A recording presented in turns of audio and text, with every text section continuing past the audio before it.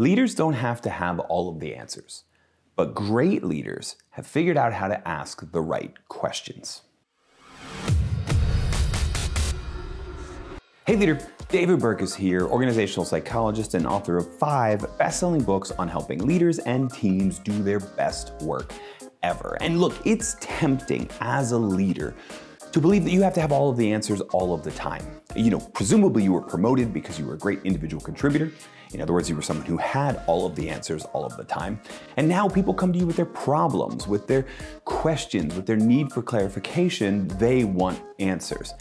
And while you might have some of those answers, it turns out that having all of the answers is not only impossible, it's not what actually makes for great leadership. So in this episode, we're going to talk about the 5 questions that great leaders are always asking. 5 questions that if you start asking of your team on a regular basis, you're going to help them grow and improve because you yourself are going to grow and improve. So the first question great leaders are always asking of their team is, where are we going? In other words, where are we going? What are the projects that we're focused on, and what is our progress on those projects? What are our key performance indicators? What is our North Star, that thing that we as a team are fixated on? And yeah, leaders are somewhat responsible for giving the North Star, for casting that vision, but asking this question of the team multiple times on a regular basis does 2 important things. The first is it gives them input.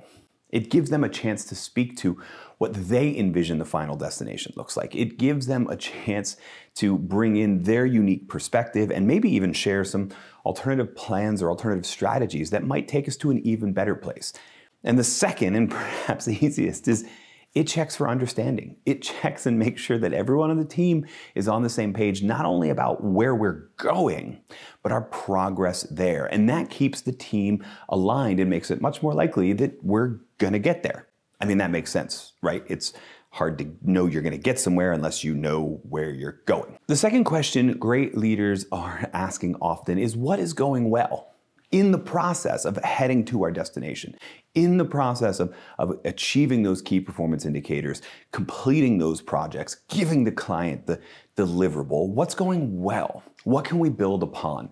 It's tempting here to think that what we're supposed to be doing is pointing out what's going wrong and then fixing it. There are a lot of people who believe that that's the number one job of a manager or of a leader, is to solve those problems or point out and give feedback and what have you. But doing that a bit too much can turn one into a micromanager. And so more than talking about what's not going well, we'll get to that. You want to be talking on a regular basis about what's going well. What can we build upon? Who is really strong in certain areas, and how can we do more of that? We're tempted to look at addition, and constructive criticism towards getting better, but sometimes it's the opposite. Sometimes it's subtraction, not doing the things that aren't going well. And sometimes it's building upon the rare few things that are going really, really well that gets us to our final destination much faster. The third question great leaders are always asking is, where can we improve? I know I said that we don't want to be talking too much about this question. We want to be talking about what's going well much more often, but we do have to talk about where can we improve. Now notice, this is a question. This is not a statement. This is not the leader always coming in and saying, here's where we need to improve. It is asking the entire team where we as a team can improve. Why? You have blind spots. You have things that you don't see. You have things that are going well that you don't see, but certainly there are things that are not going so well. Maybe it's collaboration between 2 individual team members. Maybe it's a weakness that someone on your team is hiding from you, but that other teammates see. Or maybe it's a client frustration or client problem that hasn't been brought to your attention yet. Asking this question on a regular basis has the same effect as constructive criticism, but asking it of the team and asking them to give it to you means they're going to own that criticism and they're actually going to get implied. They're not going to think that you're a micromanager all the time. So we are asking this question. We're not asking it as often as what's going well, but we are asking the team on a regular basis, what are your ideas? Where can we improve? The fourth question great leaders are always asking is, how can I help? Yeah, how can I help? Simple, easy, open question. How can you help? I mean, that's your job. I was once asked in an interview, what would you tell the CEO of every Fortune 500 company if you had their ear, if you had a chance to put a billboard outside every one of their offices? And the thing that I said was that people don't work for you. Great leaders know that people work with them, and in fact, that they work for them. Great leaders know that their job is to get the people who are producing what we need them to produce, the resources, the skills, the knowledge, whatever it is they need to do their job. You need that mentality. Some people call that servant leadership. Some people just call it good leadership. But that mentality is usually what distinguishes good leaders from great leaders. The idea that my role is to help this team. And so I'm always asking, how can I help?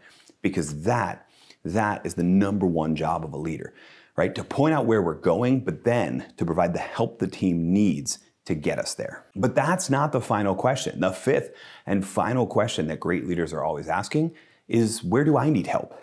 Right? This is sort of the individual version of the team's where can we improve. Great leaders are always seeking to learn and improve on their own, and they know that it's going to be their team, the people they lead, that are going to be such a valuable source of feedback.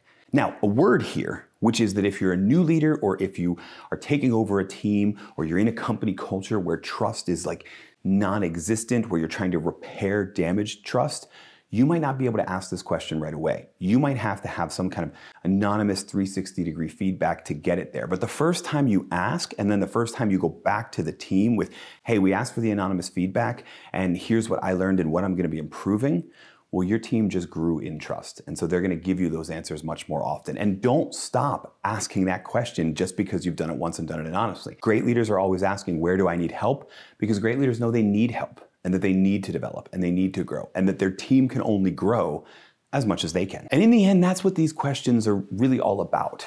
They're about growth on the team. These questions are about what a team needs, not only to know where the destination is, but to grow in their skills and abilities and collaboration, to grow in their collective intelligence, and to grow in their sense of trust, to get there and get there faster and better. At the end of the day, questions in my mind are better than statements and better than having all the answers, because questions are where we find opportunities for growth. Sure, maybe that growth helps us have more answers in the future, but that doesn't mean we stop asking the question. We keep asking, we keep growing, and eventually we become the type of leader that fosters a team where everyone can do their best work ever.